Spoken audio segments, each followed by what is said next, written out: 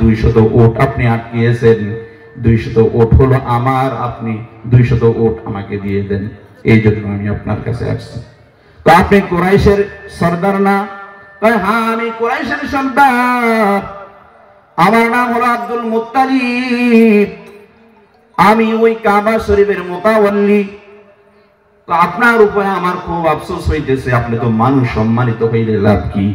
কিন্তু আপনার ভিতরে তো আপনার যেই ঘরের আপনি মুতাওয়াল্লি, সেই ঘরের প্রতি আপনার কোনো মায়া মমতা নাই, আপনার ধর্মের প্রতি কোনো মায়া মমতা নাই, গোত্রের প্রতি কোনো মায়া মমতা নাই, আপনি যেই ঘরের মুতাওয়াল্লি সেই ঘরের প্রতিও কোনো মায়া মমতা নাই। কয় না, এটা আমার ঘর নয়, এটা হলো আল্লাহর ঘর, আপনি নাকি সেই আল্লাহর ঘর ধ্বংস করে দিবেন, তাহলে এখানে আমার কিছু বলার নাই, আমাদের কোনো বাধা দেওয়ার মতো কোনো শক্তি আমাদের হাতে নাই, এটা আল্লাহর ঘর, আল্লাহ রক্ষা করবে। কয় শুনেন, আমি পাক্কা ইরাদা করেছি, আমি এই কাবা শরীফকে ভেঙে চুরমার করে দিয়ে আসবো, একবারে মাটির সাথে আমি মিশে দিয়ে আসবো। ঠিক আছে করেন, আপনি আমার 200 ওট দিয়ে দেন। তাকে 200 ওট দিয়ে দেওয়া হলো। আব্দুল মুত্তালিব riwayate আছে,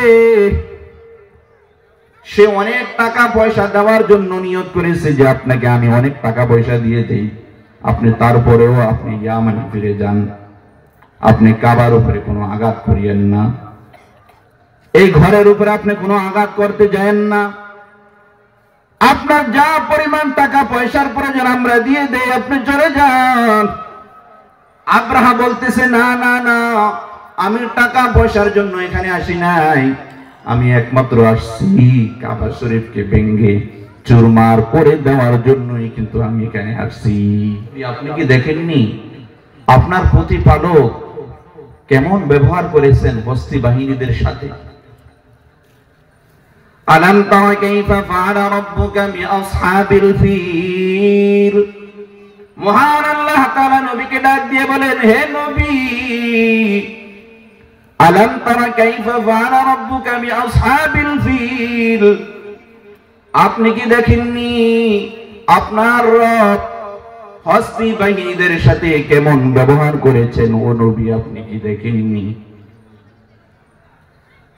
আলাম ইয়াজআল কাইদাহুম ফি তাদলিল। আল্লাহ তাআলা বলেন, আলাম ইয়াজআল কাইদাহুম ফি তাদলিল। ওই যে হস্তি বাহিনী, তারা যে চক্রান্ত করেছেন, আল্লাহ তাআলা বলেন তাদের চক্রান্তকে তিনি কি নস্যাৎ করে দেননি? আলাম ইয়াজআল কাইদাহুম ফি তাদলিল ওয়া আরসালা আলাইহিম তায়রান আবাবিল। তিনি তাদের উপরে প্রেরণ করেছেন যাকে যাকে পাখি, তায়রান আবাবিল মানে যাকে যাকে পাখি আল্লাহ তাআলা তাদের উপরে প্রেরণ করেছেন। ওয়া আরসালা আলাইহিম তায়রান আবাবিল তারমিহিম বিহিজারাতিন মিন সিজ্জিল। যারা তাদের উপরে নিক্ষেপ করেছে পাথরের কঙ্কর। ওই যে পাখিগুলো, আল্লাহ তাআলার যে পাখিগুলো বাহিনী হয়ে কাজ করেছে, ওই বাহিনীরা তাদের উপরে প্রেরণ করেছে, তাদের উপরে নিক্ষেপ করেছে কি? পাথরের কঙ্কর নিক্ষেপ করেছে। তারমিহিম বিহিজারাতিন মিন সিজ্জিল ফাজআলাহুম কাআসফিম মাকুল। ফলে আল্লাহ তাআলা তাদেরকে করে দিয়েছেন ভক্ষিত তৃণ সদৃশ, আল্লাহ তাআলা করে দিয়েছেন, অর্থাৎ তাদেরকে একেবারে ধ্বংস করে দিয়েছেন। এই হলো সূরার তরজমা। এখন শুনেন, ব্যাখ্যা বিশ্লেষণ শোনার দরকার আছে না নাই? আমি একটু আগের থেকে আপনাদেরকে বলবো। সূরা বুরুজের ভিতরে আল্লাহ তাআলা বলেছেন, কুতিলা আসহাবুল উখদুদ, কুণ্ডের অধিপতিরা ধ্বংস হয়ে গেছে। ইয়ামান দেশের ভিতরে একজন জালেম বাদশা ছিল, তার নাম হলো ইউসুফ জুনাওয়াস। সে বড়ই জালেম একজন বাদশা, মুশরিক বাদশা। তখন ধর্ম, সঠিক ধর্ম ছিল ঈসা আলাইহিস সালাতু ওয়াস সালামের ধর্ম। 20,000 মানুষকে, মুসলমানদেরকে সে হত্যা করেছে আগুনের ভিতরে ফালাইয়া। আগুনের ভিতরে ফালাইয়া 20,000 মুসলমানদেরকে আগুনের ভিতরে পোড়াইয়া হত্যা করেছে ইউসুফ জুনাওয়াজ। তাদের ভিতর থেকে একজন লোক, তার নাম হলো দাউস জু সালাবান। এই লোকটাই ওই 20,000 সদস্যের ভিতরে একজন। সে উটের উপরে আরোহণ করে রোম দেশের ভিতরে চলে গেছে, সিরিয়ার দিকে চলে গেছে। তাকেও পশ্চাৎধাবন করা হয়েছে, তাকে ধরতে পারে নাই, এই জন্য তাকে শাস্তি দেওয়া হয় নাই। সে রোম সম্রাটের কাছে যে বলতেছে, হে রোম সম্রাট, আমাদের উপরে বড়ই অত্যাচার করেছে ইউসুফ জুনাওয়াজ, জালেম বাদশা, মুশরিক বাদশা। আমরা হলাম খাঁটি মুসলমান, ঈসা আলাইহিস সালাতু ওয়াস সালামের সত্য ধর্মের অনুসারী। আমরা যখন মুসলমান হয়ে গেলাম, আমাদের লোকগুলাকে আগুনের কুণ্ডুলি বানাইয়া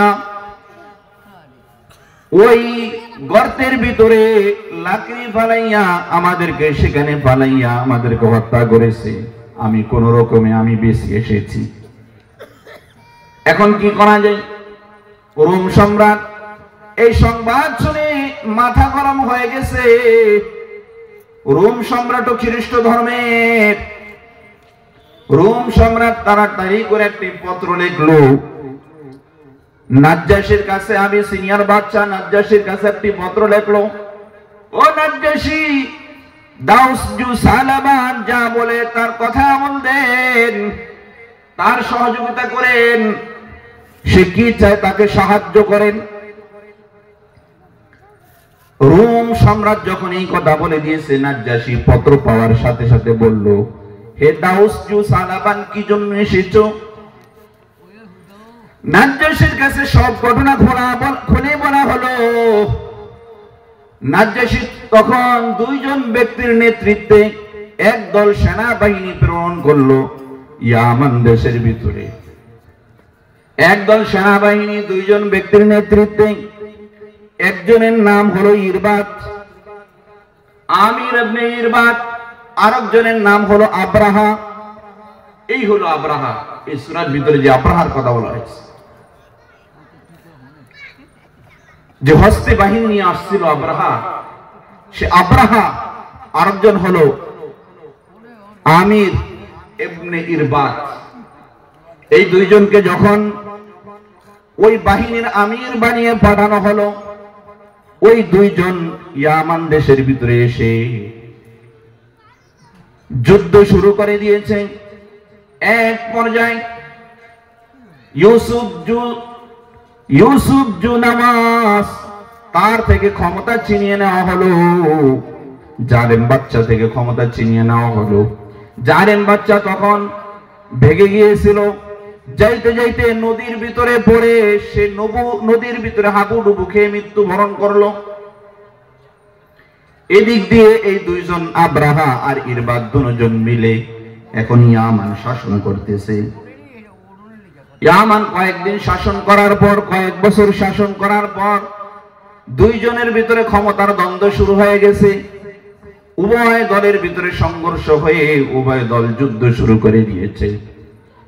কয়েকদিন যুদ্ধ করার পর দেখতেছে লোক উভয় পক্ষই মৃত্যুবরণ করতেছে। একজন আরেকজনকে যা বলল, আমরা এইভাবে লোক হত্যা হওয়ার দরকার কি? এখানে তো আমাদের কোনো ফায়দা হইতেছে না, তোমারও কোনো ফায়দা হয় না, আমারও কোনো ফায়দা হয় না।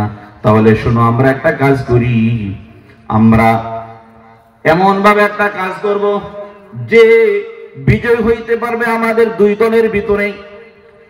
এক দলের নেতার নাম হলো আব্রাহা, আর এক দলের নেতার নাম হলো ইরবাদ। নাম কি? ইরবাদ। এই 2 দল এখন যুদ্ধ করতেছে। কয় দেখো, যেই দল বিজয় হবে তার পক্ষে এই দেশের সেনাবাহিনী কাজ করবে। তারা এইভাবে যুদ্ধে অবতীর্ণ হয়েছে। যুদ্ধ করতেছে করতেছে প্রত্যেকের পিছনে দিয়ে এরকম পরীক্ষা খনন করা হয়েছে, যাতে করে তারা পিছপা হয়ে পিছনের দিকে সরে না যেতে পারে, যুদ্ধ থেকে যেন বিন্দু পরিমাণ পিছপা না হতে পারে। তারা এইভাবে যুদ্ধ করতেছে। যুদ্ধ করতে করতে এক পর্যায়ে আমির ইবনে ইরবাদ আব্রাহার গায়ের ভিতরে আঘাত করলো। ওই আঘাতে তার মুখের কিছু অংশ কেটে গেছে, নাক কেটে গেছে, ঠোঁট কেটে গেছে। যখন এটা দেখতে পেল, আব্রাহার নিকটতম একজন লোক তার পিএস যখন দেখতে পেল, ইরবাতের উপরে এমন আঘাত করলো, ওই আঘাতের চোটে ইরবাত ইন্তেকাল করলো। এখন পুরা ইয়ামান এখন শাসন করতেছে আব্রাহা নামের এই লোক, এখন পুরা ইয়ামান শাসন করতেছে। কে শাসন করতেছে? এই আব্রাহা শাসন করতেছে। এই সংবাদ নাজ্জাশী যখন পাইল, ওই নাজ্জাশীর মাথা খুব গরম হয়ে গেল। নাজ্জাশী চিঠি পাঠাইলো যে আমি তোমাকে হত্যা করব, তুমি তো খুব বেড়ে গিয়েছো, আমি তোমাকে হত্যা করে ফেলবো। কারণ এই আব্রাহাও তো নাজ্জাশীর লোক, ঠিক কিনা? এখন সব ক্ষমতা তো নাজ্জাশীর। যখন এই কথা পত্রের ভিতরে পাঠিয়ে দিল, আব্রাহা ওই পত্রের খুব বিনয়ের সহিত জবাব দিল যে, হে নাজ্জাশী বাদশা, আপনি যা চান তাই করুন, আপনি আমাকে ক্ষমা করে দেন। আমি আপনার কাছে বিনয়ের সহিত ক্ষমা চাই। আমার যত অপরাধ হয়েছে সমস্ত অপরাধ আপনি আমাকে ক্ষমার চোখে দেখবেন। এবং যেই লোক এই পত্র নিয়ে আসলো তাকে অনেক উপঢৌকন দিয়ে তাকে বিদায় করলো। যখন এরকম ব্যবহার, যিনি পত্র নিয়ে আসছেন তার সাথে যখন এরকম ব্যবহার করলো, সে যখন ওই দেশের ভিতরে গেল, নাজ্জাশীর কাছে সব খবর যখন জানাইলো, নাজ্জাশী অনেক খুশি হয়ে গেল। নাজ্জাশী খুশি হইয়া আব্রাহাকে পুরা ইয়ামানের বাদশা সে লিখে দিল। ইয়ামান পুরা দেশ আব্রাহার জন্য লিখে দিল। নাজ্জাশী এই কাজটা করেছে। এখন খুব আব্রাহা খুব খুশি হয়ে গেছে। কি হয়েছে? আব্রাহা খুব খুশি হয়ে গেছে। খুশি হইয়া নাজ্জাশীকে আবার কিভাবে খুশি করবে, তাড়াতাড়ি করে কয়েকদিনের মাথায় ইয়ামানের ভিতরে এক বিশাল বড় গির্জা তৈয়ার করলো। এমন বড় গির্জা ইতিপূর্বে কেউ এরকম তৈয়ার করতে পারে নাই, পরেও কেউ এরকম তৈয়ার করতে পারে নাই। এমন বড় গির্জা, যে গির্জাটার দিকে এরকম তাকাইতে গেলে মাথার টুপি পর্যন্ত পড়ে যাইত। আরবির একটা নাম রাখছে কালিস, তার মানে এই গম্বুজের দিকে তাকাইতে গেলে, এই গির্জার দিকে তাকাইতে গেলে মাথার টুপি পড়ে যেত। এত বড় গির্জা আব্রাহা নাজ্জাশীকে খুশি করবার জন্য তৈয়ার করেছে। তৈয়ার করে বলতেছে, এখন হে বাদশা নাজ্জাশী, আপনি তাড়াতাড়ি করে এসে আমি যে গির্জা বানাইলাম এই গির্জা আপনি তাড়াতাড়ি করে আয়সায় দেখে যান। এবং সে কি করলো, চতুর্দিকে ঘোষণা করে দিল, ইয়ামান দেশের ভিতরে চতুর্দিকে ঘুরে ঘুরে সে এলান করে দিল যে আগামী বছর থেকে যারা মক্কাতে যে হজ করতা, কাবা শরীফে যে যারা হজ করতা, তারা সেখানে যে হজ করা লাগবে না। ইয়ামান দেশের ভিতরে আমি একটা গির্জা বানাইছি, এখানে এসে সবাই হজ করবা। যখন এই সংবাদ চতুর্দিকে রটিয়ে দিল, কুরাইশরা এটাকে কখনো মেনে নিতে পারে নাই, কুরাইশরা কখনো বরদাস্ত করতে পারে নাই। কুরাইশরা খুব বিরক্ত হয়ে গেল। আরো 2-3টা গোত্র মক্কার ভিতরে বিরক্ত হয়ে গেল যে এটা কেমন কথা, আমরা তো প্রত্যেকে মক্কাতে যা হজ করি, আবার ইয়ামানের ভিতরে কিসের গির্জা করলো? সেই গির্জাকে যে আমরা তওয়াফ করতে হবে, কারণ কি? তারা এটাকে বিরোধিতা করছে। কুরাইশরা খুব প্রচুর পরিমাণে বিরোধিতা করছে। এই বিরোধিতা করার পর কয়েকদিন এইভাবে চলতেছে। একদিন দেখা গেল কুরাইশের থেকে 2-3 জন মানুষ ইয়ামান দেশে যাইয়া ওই গির্জার ভিতরে প্রবেশ করে, গির্জার ভিতরে পায়খানা করে একবারে দেয়াল দেয়াল সব গির্জার সব কিছু ভরে ফেলছে। গির্জা পুরা শেষ। এই সংবাদ আব্রাহার কাছে চলে গেল। আব্রাহার তো মাথা পুরাই গরম হয়ে গেছে।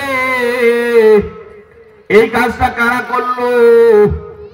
যারা আমাদের এই গির্জার বিরোধিতা করেছে তারাই তো এই কাজ করতে পারে, আর দ্বিতীয় কোনো মানুষ এই কাজটা করতে পারে না।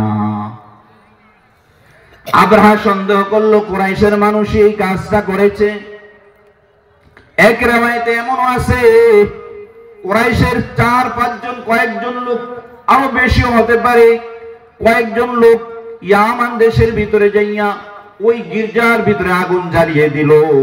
ওই দিন অনেক প্রচুর পরিমাণে বাতাস ছিল, আগুন এই পরিমাণে বাড়ছে যে পুরা গির্জা পুড়ে একেবারে মাটির সাথে মিশে গেছে। আব্রাহার তো মাথা পুরা গরম হয়ে গেছে। এই কাজটা তো কুরাইশ ছাড়া কেউই করতে পারে না, একমাত্র কুরাইশেরাই আমার এই গির্জার বিরোধিতা করেছে। আমি দেখিয়ে দিব। সে পুরাপুরি সিদ্ধান্ত নিয়ে নিল ওই কাবা শরীফকে সে পুরা ভেঙ্গে তছনছ করে ফেলবে। যদি কাবা শরীফ ভেঙ্গে তছনছ করে দেওয়া হয় তাহলে তো প্রত্যেকে ইয়ামান দেশে এসে এই গির্জাকে প্রত্যেকে পূজা করবে। এরকম ভেবে সে নাজ্জাশীর কাছে সংবাদ পাঠিয়ে দিল, হে নাজ্জাশী, আপনি আমাকে মোটা ছায়া একটা হাতি দিবেন। এই হাতির সাথে আমি কাবাকে গিরাইব, কাবার সাথে আমি বেঁধে হাতিকে আমি সামনের দিকে যখন চালাইব কাবা শরীফ পুরা ভেঙ্গে শেষ হয়ে যাবে। আপনি শুধু আপনার যেই নামদারি মাহমুদ নামের যে হাতিটি রয়েছে সে হাতিটি আপনি আমাকে দেন যুদ্ধ করার জন্য। আমি তো যুদ্ধ করতে যাব না, যদি যুদ্ধ করার আগে তাহলে যুদ্ধ করব। আমি কাবা শরীফকে ভেঙ্গে মাটির সাথে মিশিয়ে দিয়ে আসবো।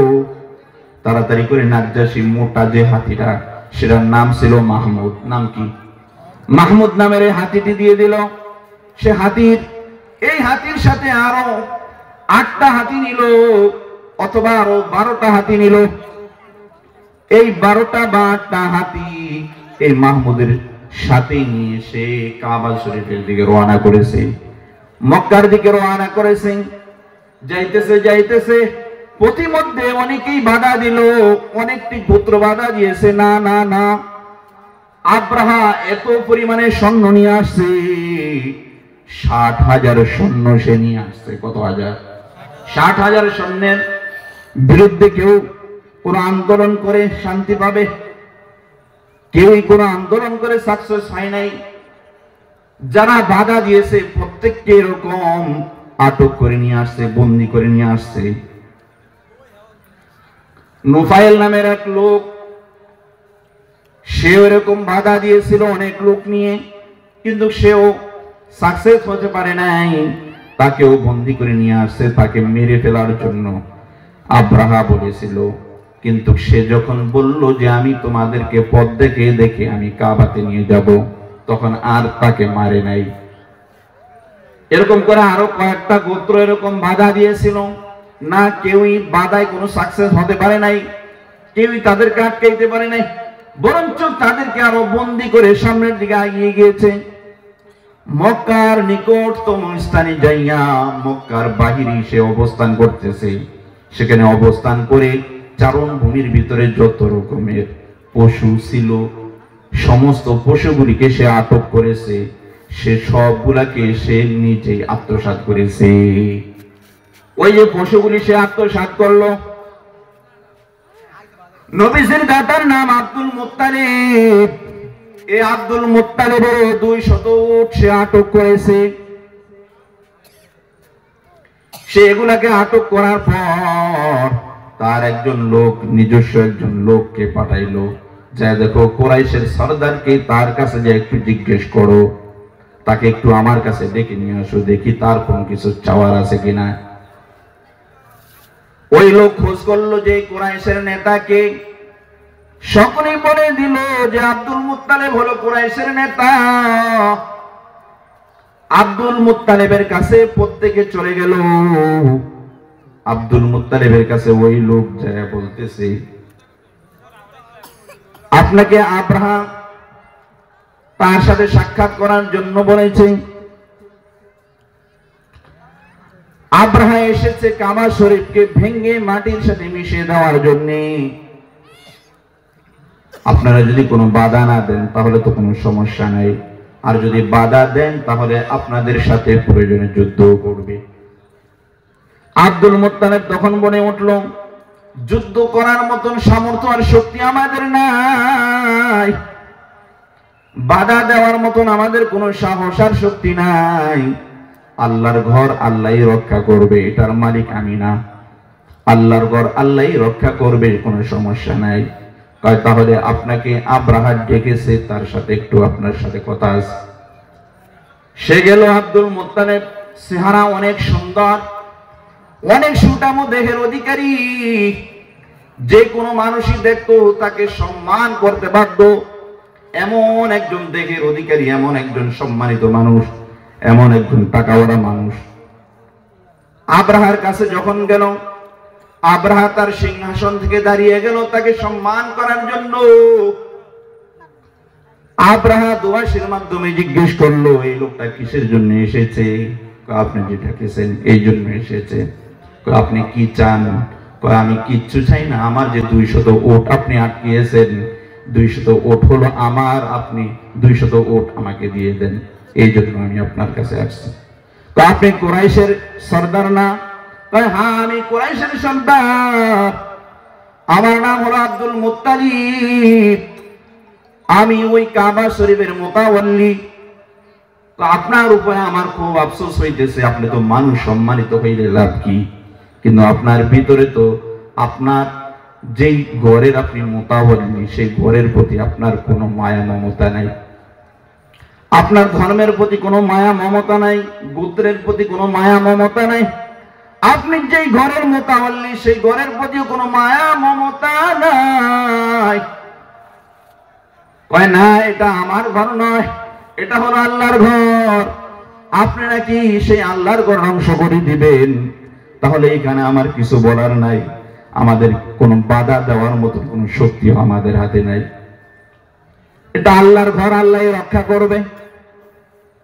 ওই শুনেন, আমি পাক্কা ইরাদা করেছি, আমি এই কাবা শরীফকে ভেঙে চুরমার করে দিয়ে আসবো, একবারে মাটির সাথে আমি মিশিয়ে দিয়ে আসবো।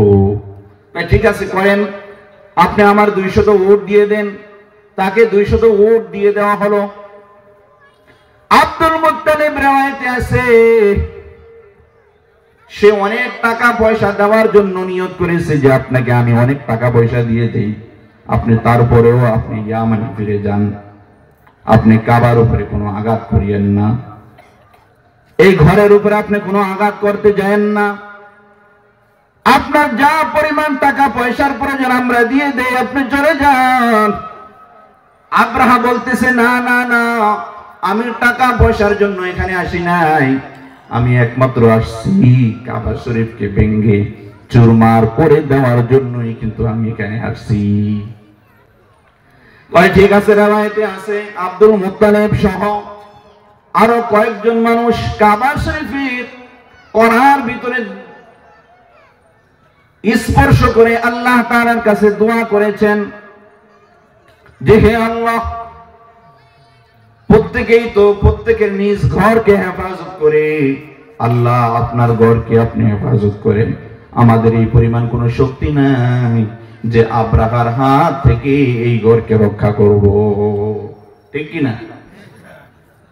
আব্দুল মুত্তালিব তাড়াতাড়ি করে কাবা শরীফের আশেপাশে যারা রয়েছেন প্রত্যেককে বলছে, তোমরা তাড়াতাড়ি করে পাহাড়ের উপরে উঠে যাও, পাহাড়ের উপরে তাড়াতাড়ি করে উঠে যাও, আব্রাহা এই কাবা শরীফের উপরে আক্রমণ করবে।